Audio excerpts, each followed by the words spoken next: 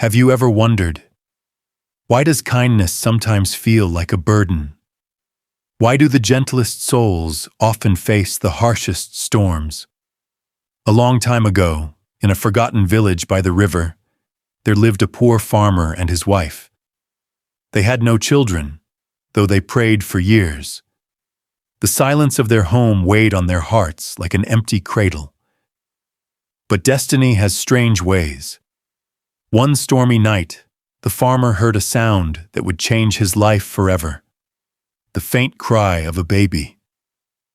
He searched the dark field, and there, wrapped in a worn cloth, lay a boy with eyes brighter than the lightning above. The farmer carried him home, trembling. His wife's eyes filled with tears. "Perhaps," she whispered, "heaven has sent us a son." And so they raised the boy as their own. Years passed, and the child grew into a strong and gentle young man. His hands were rough from plowing, yet his heart was soft.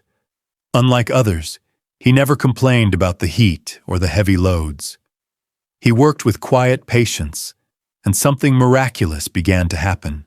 His fields bloomed richer than anyone else's. The crops stood taller, the grains heavier, the harvest brighter.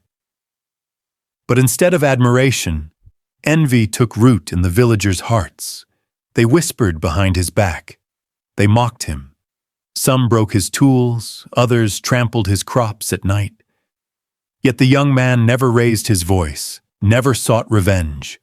He simply kept working, offering respect even to those who gave him none. Then came the flood.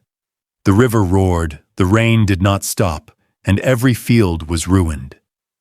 Hunger swept across the village like a shadow. Children cried, mothers prayed, fathers sat hopeless. But the young farmer had quietly saved his grain. He could have kept it, locked away. Instead, under the cover of night, he cooked food and left it at the doors of starving families. Every morning, the villagers woke to find meals waiting. They never knew who their savior was, because by day, they still cursed the young man. He bore their insults with silence, while secretly keeping them alive. One evening, sitting under the fading sun, he whispered to himself, "Why does kindness invite so much cruelty? Why does giving bring pain?" But someone had seen. An old villager, weak in body but sharp in soul, had watched him. The next day, when the villagers gathered, the old man's voice thundered, "Fools! You mock him, yet it is he who feeds you.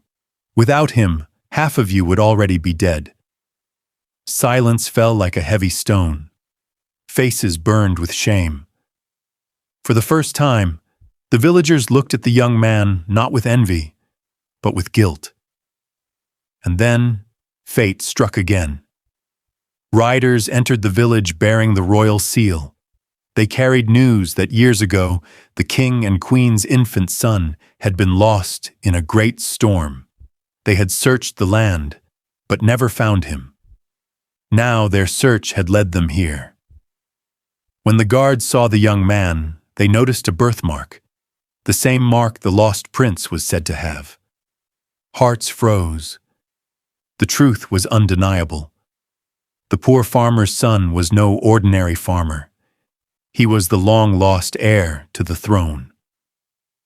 The king and queen arrived themselves, running to embrace him with tears streaming down their faces.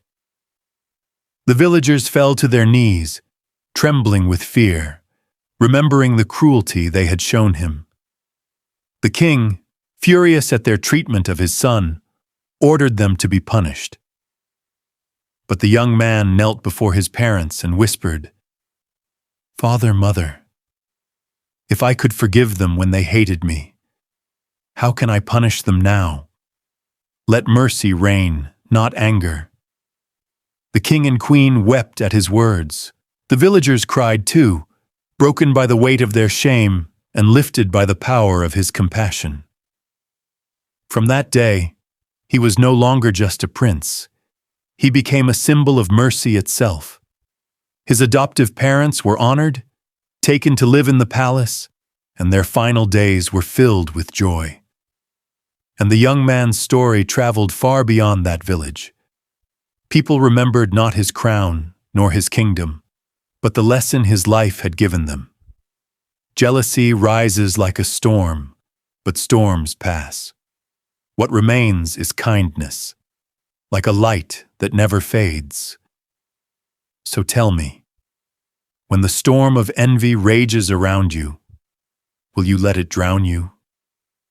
Or will you stand like the Prince of Mercy, carrying the light of kindness through the dark?